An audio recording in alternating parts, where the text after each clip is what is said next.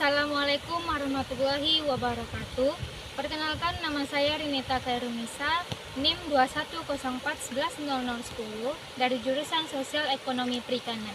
Kali ini saya akan melakukan praktikum pada modul ketiga, yaitu bentos dan nekton.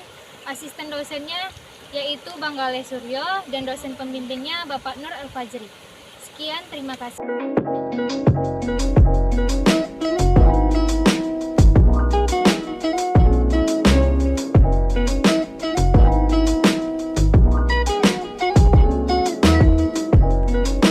Bentos merupakan organisme dasar perairan, baik berupa hewan maupun tumbuhan yang hidupnya di permukaan dasar maupun di dalam dasar perairan. Berdasarkan kebiasaan hidupnya, bentos terbagi menjadi dua, yaitu infauna dan epifauna. Infauna merupakan organisme bentos yang hidup menetap di dalam sedimen atau substrat, contohnya pada kelas Bivalva dan Polychaeta. Sedangkan epifauna merupakan organisme bentos yang hidupnya di permukaan sedimen atau substrat, contohnya kelas Curtacea dan larva serangga. Sedangkan berdasarkan ukuran tubuhnya, bentos terbagi menjadi tiga.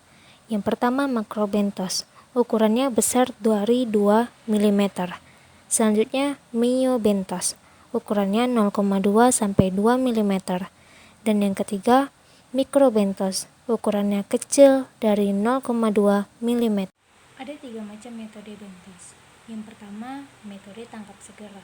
Yang kedua, metode kolonisasi. Dan yang ketiga, metode perangkap. Untuk contoh fitobentos sendiri, yaitu seperti rumput laut dan lamun. Lamun merupakan tumbuhan berbunga yang dapat tumbuh dengan baik dalam lingkungan laut dangkal. Pada kesempatan kali ini, saya akan melakukan praktikum pengambilan sampel bentos. Karena dasar perairannya dangkal, saya menggunakan metode tangkap segera dengan alat dan bahan, yaitu paralon dan plastik sampel. Kita tancapkan paralonnya ke dasar perairannya. Selanjutnya kita menutup bagian atas paralonnya. Kemudian kita angkat secara perlahan untuk mendapatkan sampel bentosnya. Dan kita masukkan ke dalam plastik sampel. Selanjutnya kita melakukan penyaringan bentosnya dengan menggunakan saringan standar ukuran 30.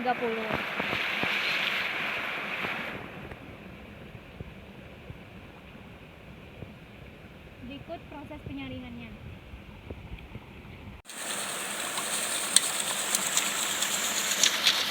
Setelah kita melakukan penyaringan pada sampel bentos, kita masukkan ke dalam cawan Petri.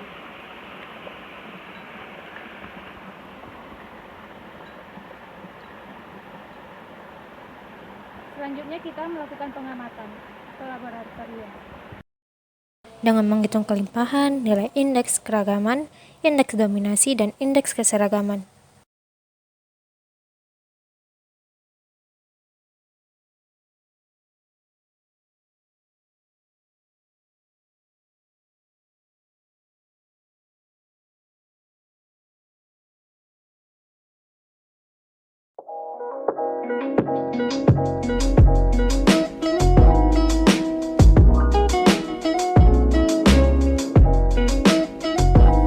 Merupakan kelompok hewan air yang termasuk ke dalam kelas Bischus, dikenal sebagai finfish, bertulang punggung, bergerak dengan sirip, bernafas dengan insang, dan suhunya relatif sama dengan suhu habitatnya. Ilmu yang mempelajari nekton disebut dengan nektologi, sedangkan orang yang mempelajari ilmu tentang nekton disebut nektologis. Kali ini kita akan melakukan proses pengambilan nekton. Alat dan bahannya yaitu kita menggunakan tangguh dan plastik sampel yang berisikan air. Pertama, kita mencari nektonnya.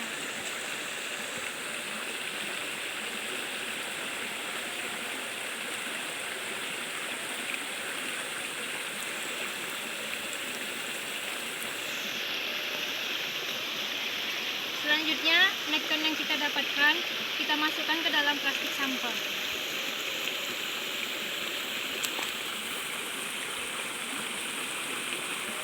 Kemudian kita melakukan identifikasi di laboratorium. Nekton merupakan organisme yang sangat bermanfaat bagi manusia. terutama untuk perbaikan gizi dan peningkatan ekonomi. Tumpukan bangkai nekton merupakan bahan dasar bagi terbentuknya mineral laut, seperti gas dan minyak bumi. Setelah mengalami proses panjang dalam jangka waktu ribuan bahkan jutaan tahun. Bioindikator merupakan kelompok atau komunitas organisme yang keberadaannya dan perilakunya di alam berhubungan dengan kondisi lingkungan. Apabila terjadi perubahan kualitas air, maka akan berpengaruh terhadap keberadaan dan perilaku organisme tersebut, sehingga dapat dijadikan sebagai penunjuk kualitas lingkungan.